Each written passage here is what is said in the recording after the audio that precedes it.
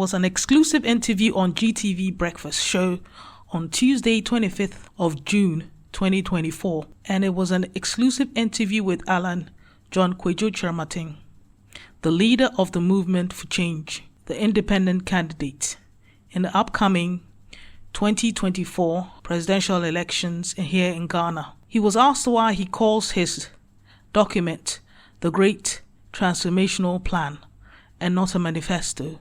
And Alan explained that a plan is more than a manifesto. A manifesto is just a list of promises, but it doesn't detail the pathway the person is going to take to achieve those promises. So the plan is not just a promise, it's the pathway the person intends to use to achieve those promises when given the opportunity to become the president of the country. So basically, he's explaining that his document, the Great Transformational Plan, is far superior than the manifestos of both the NDC and the MPP. So that's the first thing.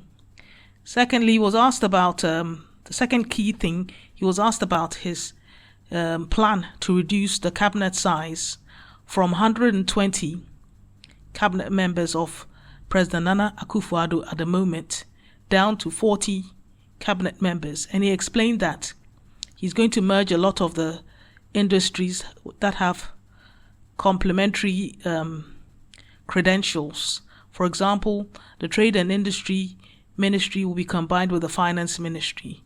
The Agricultural Ministry will be combined with the Fisheries.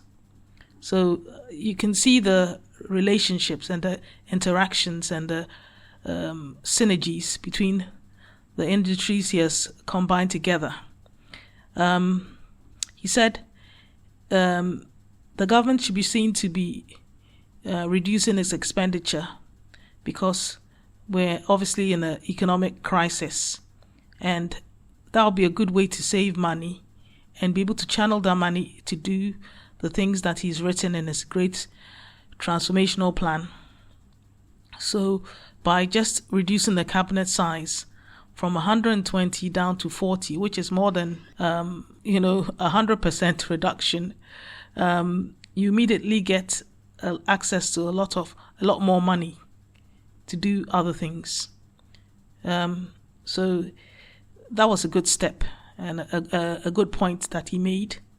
They asked him about Galamsey, and he explained that Galamsey only means that whoever is operating the mining doesn't have a license with the government. So he said Galamsey, you cannot eradicate Galamsey in one fell swoop.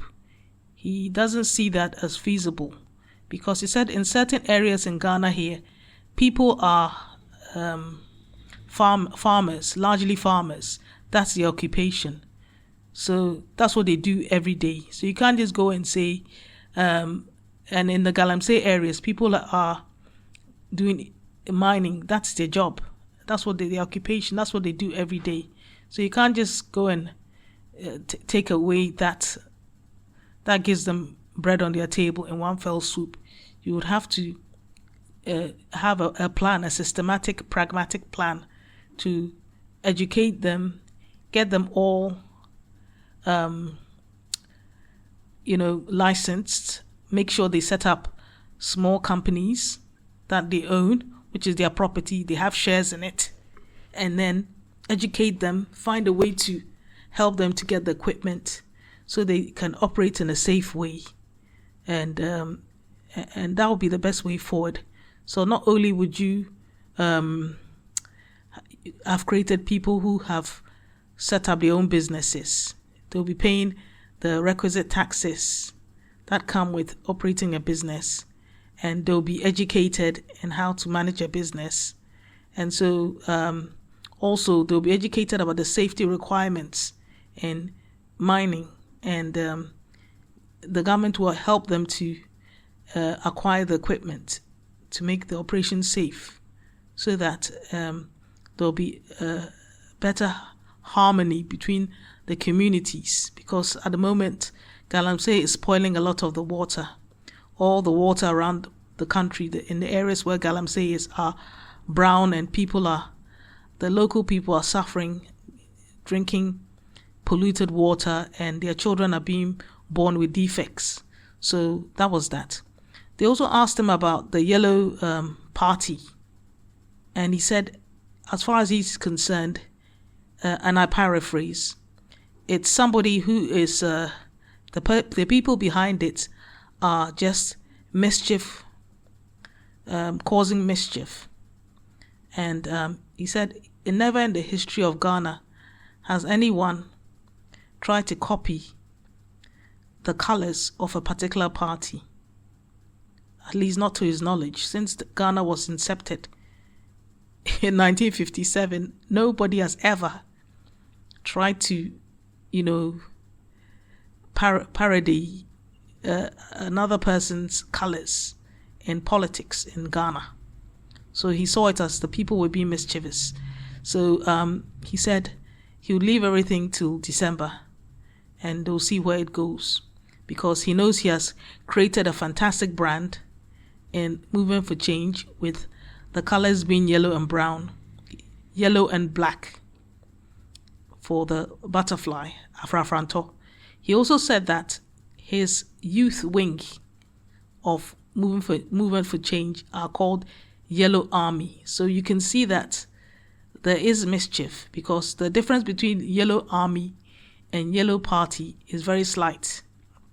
So he says clearly and in my opinion, clearly it shows that he's a threat to either the NDC and the MPP. They feel that Alan is a threat, because why would you go off and do great mischief in causing, in trying to bring a similar party just to muddy the waters? So clearly, Alan Kyerematen is a threat in this upcoming election in December, on December 7th. He's a threat. And anyone who thinks that is a joke, they'll be surprised, because I believe there'll be a lot of surprises in December. Yeah. So in summary, that's what he said. There were other things he covered, largely to do with things that is already written in his great transformational plan, which Alan described as his Bible. So whenever the presenter, Thelma, was asking him anything, he opened the page, requisite page, and went through the topics with her. And it was quite clear she had a good understanding of the subject matter, and it was a very good interview. I will recommend that you watch it in its entirety. Also, I think some viewers had a chance to ask certain questions, and one of the questions was whether he would comment on the success of the Kufuor MPP regime and the Akufo-Addo MPP regime, and he chose to avoid it totally. So I think I've summarized it the best. So I think I've done this under 10 minutes. So thank you so much. If you like this type of content, like, share, and subscribe. Thank you for now. See you in the next episode. Bye for now. Great transformational plan. It's simply the best for Ghana.